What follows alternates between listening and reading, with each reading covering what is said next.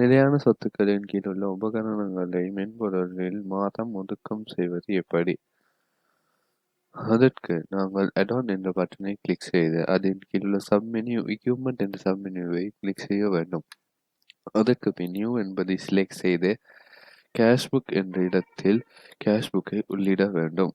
அதற்கு பின் நீங்கள் மென்பொருள் அல்லது உபகரணங்கள் வாங்கும் இடம் அல்லது உங்கள் வங்கி விவரங்களை உள்ளிட வேண்டும். அதற்கு பின் நீங்கள் வாங்கும் உபகரணத்தின் ஆங்கில பெயரை உள்ளிட வேண்டும்.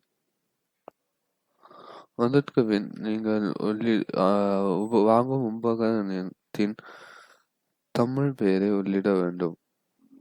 அதற்கு பின் ஜெனரல் லெஜர் அக்கவுண்டை தெரிவு செய்ய வேண்டும்.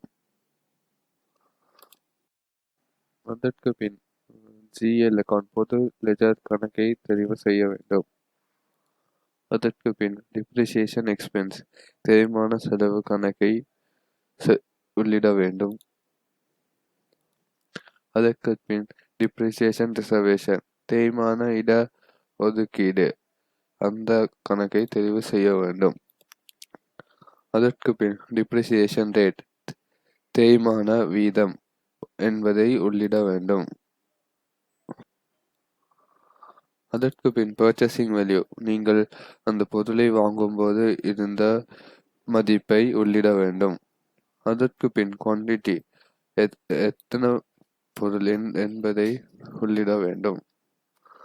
அதற்கு பின் சேவ் என்பதை செலக்ட் செய்து எஸ் என்பதை கிளிக் செய்ய வேண்டும்.